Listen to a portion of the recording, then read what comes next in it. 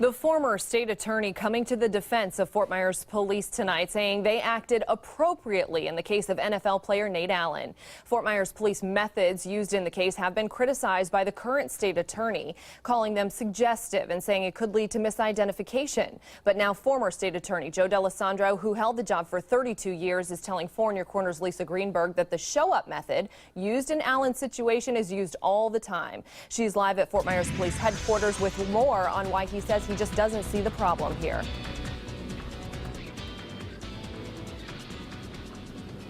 Well, Amy, in all of those years serving, the former state attorney tells me he can't remember a single time they questioned the show-up method, and he says if they did, it was because it was an issue in court. Now, he says the Fort Myers police followed standard protocol that night out in the field, and he says cases like this one happen every day.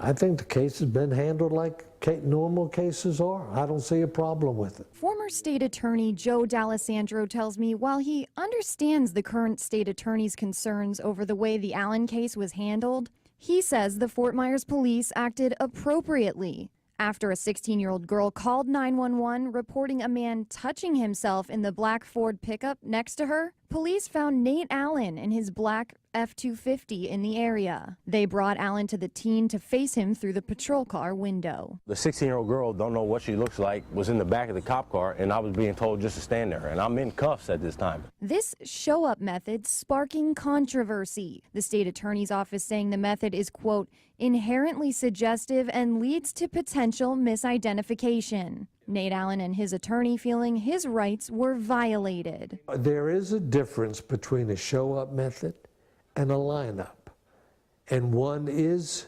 potentially suggestive, but you're in the field, and that's what you do. Do you think it's appropriate for the current state attorney's office to be making this statement kind of chastising Fort Myers police? I really don't know how to answer that or say it's appropriate. I do know if the statement was made, it didn't come from someone who had no authority within the agency to make it. Allen and his attorney have publicly called for a third-party investigation of the Fort Myers police and their actions the night Allen was detained. But D'Alessandro tells me fmpd is an accredited agency, and he has no problem with them doing their own internal investigation. They have procedures to follow, and they're very capable of, if a complaint comes in, to investigate it and make the appropriate action.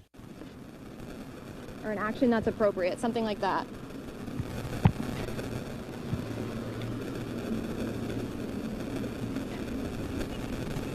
Now, he says that action could be anything from a change in procedure to firing someone involved to no changes at all. And coming up at 6:30, we'll show you sound from the NAACP president here in Lee County. And he says that Nate Allen got off lucky in a way that most minority suspects in this case would not. We're live in downtown Fort Myers. Lisa Greenberg, Fox 4 in your corner.